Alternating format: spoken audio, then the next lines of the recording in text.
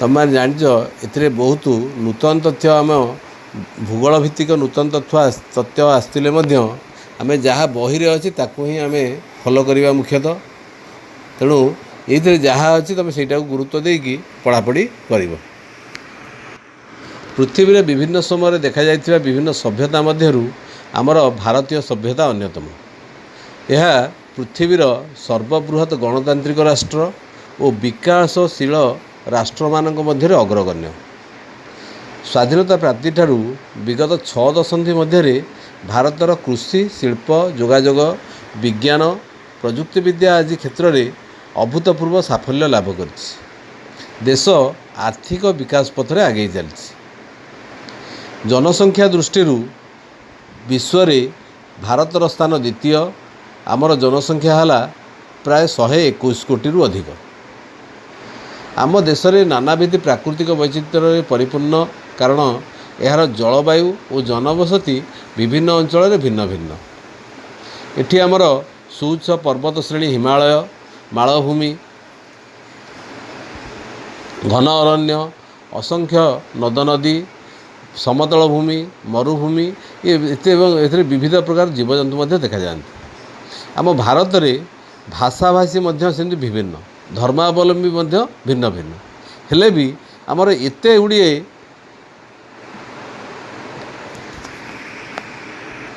विभिन्नता भितर एकता भारतर एक अन्यतम वैशिष्ट्य।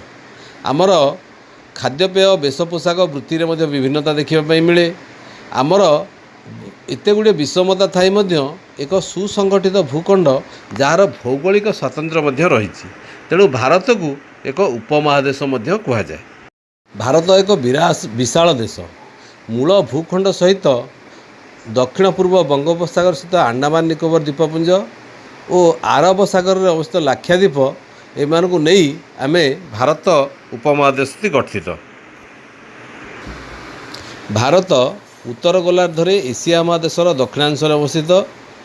एहार मूल भूखंडटी 8 डिग्री 4 मिनिट उत्तर और 37 डिग्री 6 डिग्री उत्तर समाक्ष रेखा मध्य तथा 68 डिग्री 7 मिनिट पूर्व और 97 डिग्री 25 डिग्री पूर्व द्राघिमा मध्य अवस्थित होइछि। एक काल्पनिक रेखा कर्कट क्रांति 23 डिग्री 30 मिनिट उत्तर यह भारत को 2 समान भाव विभक्त करुच्ची एवं भारत संपूर्ण रूपे उत्तर गोलार्धर उपक्रांतीय और क्रांतीय मंडल रे रही। भारतर आकार अनुसार यदि आम देखा यार मोट क्षेत्रफल 3.28 नियुत वर्ग किलोमीटर अर्थात पृथ्वीर समुदाय भौगोलिक क्षेत्रफल मात्र 2.4%। भारतर स्थलभागर सीमारेखा प्राय 15,200 किलोमीटर अटे। मूल भूखंड सह अंडमान निकोबर द्वीपपुंज और लाक्षाद्वीपपुंज को मिसाई मोट उपकूल रेखार दैर्घ्य 7,500 किलोमीटर रु सामान्य अधिका। भारतर उत्तर रे हिमालय एवं दक्षिणतम स्थानर नाम इंदिरा पॉइंट और अंडमान निकोबर द्वीपपुंज एटा अवस्थित अटे। भारतर विस्तृति कथा यदि आम देखा विस्तृति दक्षिणतम स्थान कन्याकुमारी ठारू आरंभ करी जहाँकि तमिलनाडु राज्य अवस्थित, उत्तरतम स्थान काराकोरम पर्वत श्रेणी रे, पूर्वतम स्थान अरुणाचल प्रदेश रे और सबुठारु पश्चिम रे थिबा स्थान कच्छ रे अवस्थित अटे। भारतर पूर्व पश्चिम विस्तृति 2933 किलोमीटर होइथिला बेले उत्तर दक्षिण विस्तृति 3214 किलोमीटर अटे। क्षेत्रफल अनुसार भारतर स्थान पृथ्वी रे सप्तम। प्रथम रूसिया, द्वितीय कनाडा, तृतीय युक्तराष्ट्र अमेरिका, चतुर्थ चीन, पंचम ब्राजिल, षष्ठ ऑस्ट्रेलिया और सप्तम स्थान भारत अधिकार कर। यदि आम वर्ग नियुत किलोमीटर अनुसार देखा रूसियार 17.7, कनाडार 9.97, युक्तराष्ट्र अमेरिकार 9.80, चीन 9.59, ब्राजिल 8.54, ऑस्ट्रेलियार 7.68 और भारतर क्षेत्रफल वर्ग नियुत किलोमीटर अनुसार 3.28 वर्ग नियुत किलोमीटर अटे। ଏବେ ଆସ ଆମେ ଜାଣିବା ଭାରତର ଅବସ୍ଥିତି ଏସିଆ ମହାଦେଶରେ କିପରି ହୋଇଛି। ଭାରତର ଅବସ୍ଥିତି ଏସିଆ ମହାଦେଶର ଦକ୍ଷିଣାଂଶରେ ଆନ୍ତର୍ଜାତିକ ଜଳପଥର ଏକ ସୁବିଧାଜନକ ସ୍ଥିତିରେ ରହିଛି। ଦେଶର ଦକ୍ଷିଣ ଭାଗ କ୍ରମଶଃ ଅଣଓସାରିଆ ହୋଇ ସମୁଦ୍ର ଆଡ଼କୁ ଲମ୍ବି ଯାଇଛି ଓ ଏହାକୁ ସମୁଦ୍ର ତିନି ଦିଗରୁ ଘେରି ରହିଥିବାରୁ ଭାରତ ଏକ ବୃହତ ଉପଦ୍ୱୀପରେ ପରିଣତ ହୋଇଛି। ଏହା ଫଳରେ ଭାରତ ମହାସାଗରର ଉତ୍ତରାଂଶଟି ଦୁଇଟି ବିସ୍ତୀର୍ଣ୍ଣ ଜଳରାଶି ଯଥା ବଙ୍ଗୋପସାଗର ଓ ଆରବ ସାଗର ବିଭକ୍ତ ହୋଇଛି। ଉତ୍ତର ଦିଗରେ ଭାରତରେ ସୁଉଚ୍ଚ ହିମାଳୟ ପର୍ବତମାଳା ଏସିଆର ଅନ୍ୟ ଦେଶଗୁଡ଼ିକ ଠାରୁ ଅଲଗା କରି ରଖିଛି। ଏହି କାରଣରୁ ପଶ୍ଚିମ ଉପକୂଳରୁ ପଶ୍ଚିମ ୟୁରୋପ ଓ ପୂର୍ବ ଉପକୂଳରୁ ପୂର୍ବ ଏସିଆ ଦେଶଗୁଡ଼ିକ ସହ ଜଳପଥର ସମ୍ପର୍କ ସ୍ଥାପନ ହୋଇପାରିଛି। ଭାରତ ମହାସାଗର ଉପକୂଳସ୍ଥ ଅନ୍ୟ କୌଣସି ଦେଶର ଉପକୂଳ ରେଖା ଭାରତର ଉପକୂଳ ରେଖା ଭଳି ଏତେ ଦୈର୍ଘ୍ୟ ନୁହେଁ, କାରଣ ଆମ ଭାରତର ଉପକୂଳ ରେଖାର ପରିମାଣ ପୂର୍ବରୁ ମୁଁ କହିଛି 7500 କିଲୋମିଟର ପ୍ରାୟ। ଭାରତ ମହାସାଗର ନାମକରଣ ଆମ ଦେଶ ନାମ ଅନୁସାରେ ହେବା ଯଥାର୍ଥ ହୋଇଛି। ଅନ୍ୟ କୌଣସି ଦେଶ ନାଁ ଅନୁସାରେ କୌଣସି ମହାସାଗରର ନାଁ ନାହିଁ। ସମସ୍ତ ମହାଦେଶ ଅନୁସାରେ ମଧ୍ୟ ତା ନାମକରଣ ହୋଇଛି, କିନ୍ତୁ ଦେଶ ଅନୁସାରେ ମହାସାଗରର ନାମ କୌଣସିଟା ଦିଆଯାଇ ନାହିଁ। ପୃଥିବୀର ଅନେକ ଦେଶ ସହିତ ସ୍ଥଳପଥ ଓ ବିସ୍ତୀର୍ଣ୍ଣ ଜଳପଥ ତଥା ଆମର ଉତ୍ତରସ୍ଥ ଥିବା ପାର୍ବତ୍ୟାଞ୍ଚଳର ଅନେକ ଗିରିପଥ ଆମକୁ ସମ୍ପର୍କ ରଖିବାରେ ସହାୟକ ହେଉଥିଲା। ଆମ ଭାରତର ସଂସ୍କୃତି ଏକ ନିଆରା। ଏହା ଅନେକ ସମୟରେ ପୃଥିବୀର ଅନ୍ୟାନ୍ୟ ଦେଶମାନଙ୍କର ସଂସ୍କୃତି ଦ୍ୱାରା ମଧ୍ୟ ପ୍ରଭାବିତ ହୋଇଛି। ତେଣୁ ସେଇଥିପାଇଁ ଆଜିକାଲି ଆମର ଅନେକ ସ୍ଥାନରେ ଗମ୍ବୁଜ ମିନାର ଭଳି ଭାସ୍କର୍ଯ୍ୟ ଭାରତରେ ଦେଖିବା ପାଇଁ ମିଳେ। ଆମେ ଯଦି ଦେଖିବା ଆମର ରାମାୟଣ ଉପନିଷଦ ତତ୍ତ୍ୱ ପଞ୍ଚତନ୍ତ୍ରର ଗଳ୍ପ ଭାରତୀୟ ସଂଖ୍ୟା ଦଶମିକ ବ୍ୟବସ୍ଥା ବହୁ ଦୂର ଦେଶରେ ମଧ୍ୟ ପହଞ୍ଚି ପାରିଛି। ସେମିତି ଅନ୍ୟାନ୍ୟ ଦେଶର ସାଂସ୍କୃତିକ କ୍ଷେତ୍ରର ପ୍ରଭାବ ମଧ୍ୟ ଆମ ଦେଶ ଉପରେ ପଡ଼ିଛି। ତୁମେ ଆଗରୁ ଗ୍ଲୋବକୁ ମଧ୍ୟ ଦେଖିଛ।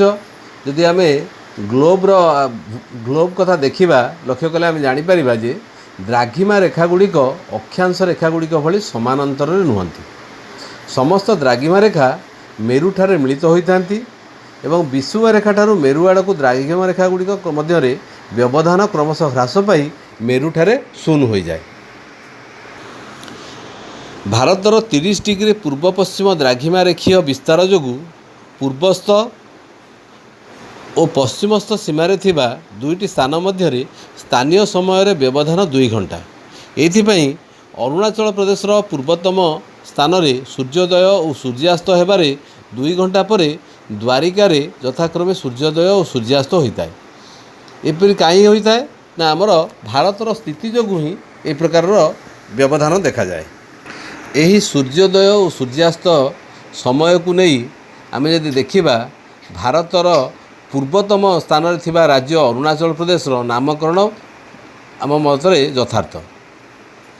ଦେଶର ବିଭିନ୍ନ ସ୍ଥାନରେ ସମୟ ସଂକ୍ରାନ୍ତୀୟ ବିଭିନ୍ନତାକୁ ଦୂର କରିବା ପାଇଁ ମିର୍ଜାପୁର ଯାହାକି ଉତ୍ତରପ୍ରଦେଶରେ ଅବସ୍ଥିତ ତା ଉପରେ ଦେଇ ଯାଇଥିବା କାଳ୍ପନିକ ରେଖା 42 ଡିଗ୍ରୀ 30 ଡିଗ୍ରୀ ପୂର୍ବ ଦ୍ରାଘିମାକୁ ଭାରତର ପ୍ରମାଣ ସମୟ ବୋଲି ଧରାଯାଏ ଏବଂ ଏଇଟାରେ ମଧ୍ୟଦିନ ରେଖାକୁ ମଧ୍ୟ ହିସାବରେ ନିଆଯାଇଛି। ଏହାର ଉପରିସ୍ଥ ସ୍ଥାନୀୟ ସମୟକୁ ଭାରତୀୟ ପ୍ରମାଣ ସମୟ ବା ଇଂରାଜୀରେ ଇଣ୍ଡିଆନ୍ ଷ୍ଟାଣ୍ଡାର୍ଡ଼ ଟାଇମ୍ IST। ଆମର ଯଦି ଆମେ ଦେଖିବା ବିଭିନ୍ନ ସମୟରେ ଟିଭି ନ୍ୟୁଜ୍ ଫ୍ୟୁଜ୍ ଏସବୁ ଅନ୍ୟଥିରେ ଯେଉଁ ଦେଖାଉଛି ସେ ସମୟରେ IST କଥା ଧରାଯାଇଥାଏ। ଏହି ISTଟା ଆମର ସବୁଠାରେ ଭାରତର ଉତ୍ତରରୁ ଦକ୍ଷିଣ ପୂର୍ବରୁ ପଶ୍ଚିମ ସମସ୍ତ ବିସ୍ତାରକୁ ଯଦି ଆମେ ନେବା ତାହେଲେ ସେ ଅନୁସାରେ ସବୁ ସ୍ଥାନର ସମୟକୁ ସମାନ ରଖିବା ପାଇଁ ଏହି ଜିନିଷଟି ନିଆଯାଇଛି, ଯାହାକୁ ଆମେ IST ବା ଭାରତୀୟ ପ୍ରମାଣ ସମୟ ବୋଲି କହୁ। ଆମ ଭାରତର ସ୍ଥିତି ଆମେ ଯଦି ଦକ୍ଷିଣରୁ ଉତ୍ତର ଆଡ଼କୁ ଯିବା ଅକ୍ଷାଂଶୀୟ ବିସ୍ତାର ଦିନ ଓ ରାତି ମଧ୍ୟରେ ଅବଧିକୁ ପ୍ରଭାବିତ ମଧ୍ୟ କରେ। ଆମେ ସମୟ ସମୟ ଅଧିକା ସମୟ ଦିନ ଯାଉଥିଲା ବେଳେ ପୁଣି କେତେବେଳେ କେବେ କେବେ ମାସର ଅନେକ ସମୟରେ ଆମର ରାତ୍ରିର ଅବଧି ମଧ୍ୟ ବଢ଼ିଥାଏ। ସେ ଅନୁସାରେ ଆମେ ଦିନ ରାତିର ଅବଧିକୁ ଆମର ଏଇଟା ସମାନ ହୋଇ ନଥାଏ। ବର୍ତ୍ତମାନ ଆମେ ଆସି ଜାଣିବା ଆମର ପଡ଼ୋଶୀ ଦେଶ କଥା, ଅର୍ଥାତ୍ ଆମ ଦେଶର ଚତୁଃପାର୍ଶ୍ୱକୁ ଲାଗିକି କେଉଁ କେଉଁ ଦେଶ ଅଛି। ସାମରିକ ଦୃଷ୍ଟିକୋଣରୁ ଭାରତ ଦକ୍ଷିଣ ଏସିଆର ଏକ ମହତ୍ତ୍ୱପୂର୍ଣ୍ଣ ଦେଶ। ଭାରତର ସ୍ଥଳ ସୀମାରେଖା ଉତ୍ତର ପଶ୍ଚିମରେ ପାକିସ୍ତାନ ସହିତ, ଉତ୍ତରରେ ଚୀନ, ନେପାଳ ଓ ଭୁଟାନ ସହିତ, ପୂର୍ବରେ ବାଂଲାଦେଶ ଓ ମିଆଁମାର ସହିତ ଲାଗିକି ରହିଛି। ଦକ୍ଷିଣରେ ଥିବା ଆମ ପଡ଼ୋଶୀ ଦେଶ ଶ୍ରୀଲଙ୍କା ଓ ମାଳଦ୍ୱୀପ ଦୁଇଟି ଦ୍ୱୀପରାଷ୍ଟ୍ର। ଶ୍ରୀଲଙ୍କାର ଭାରତର ମୂଳ ଭୂଖଣ୍ଡକୁ ଏକ ସଂକୀର୍ଣ୍ଣ ଜଳରାଶି ପାକ୍ ପ୍ରଣାଳୀ ଦ୍ୱାରା ସଂଯୋଗ ହୋଇଛି। ଆମେ ଯଦି ଦେଖିବା ଲାକ୍ଷାଦ୍ୱୀପର ଦକ୍ଷିଣକୁ ମାଳଦ୍ୱୀପ ଅବସ୍ଥିତ ହୋଇଥିଲା ବେଳେ ଆଣ୍ଡାମାନ ନିକୋବର ଦ୍ୱୀପପୁଞ୍ଜର ଅନତି ଦୂରରେ ଦକ୍ଷିଣ ପୂର୍ବ ଏସିଆର ଇଣ୍ଡୋନେସିଆ, ମାଲେସିଆ ଓ ଥାଇଲାଣ୍ଡ ଆମର ପଡ଼ୋଶୀ ଦେଶ। ବିଶ୍ୱର ସର୍ବବୃହତ୍ ଗଣତାନ୍ତ୍ରିକ ରାଷ୍ଟ୍ର ଆମ ଭାରତ 28ଟି ରାଜ୍ୟ ଓ 7ଟି କେନ୍ଦ୍ରଶାସିତ ଅଞ୍ଚଳକୁ ନେଇ ଗଠିତ। ମୁଖ୍ୟତଃ ଭାଷା ଭିତ୍ତିରେ ରାଜ୍ୟଗୁଡ଼ିକୁ ଗଠନ କରାଯାଇଛି ଏବଂ ପ୍ରଶାସନିକ ସୁବିଧା ପାଇଁ ରାଜ୍ୟଗୁଡ଼ିକରେ ଜିଲ୍ଲା ଓ ଜିଲ୍ଲାଗୁଡ଼ିକୁ ଅନେକ ଛୋଟ ଛୋଟ ବିଭାଗରେ ବିଭକ୍ତ କରାଯାଇଛି।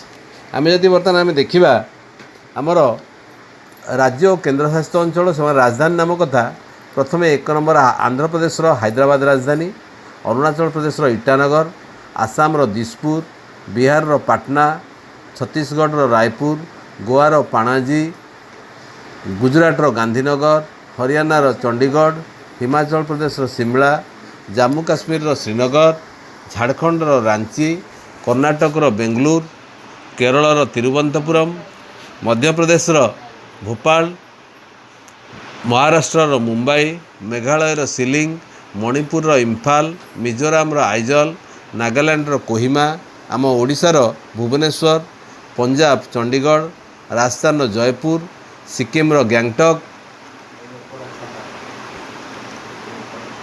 ତାମିଲନାଡୁର ଚେନ୍ନାଇ, ତ୍ରିପୁରାର ଅଗରତାଲା, ଉତ୍ତରାଖଣ୍ଡର ଡେରାଡୁନ, ଉତ୍ତରପ୍ରଦେଶର ଲକ୍ଷ୍ନୌ ଓ ପଶ୍ଚିମବଙ୍ଗର କୋଲକାତା।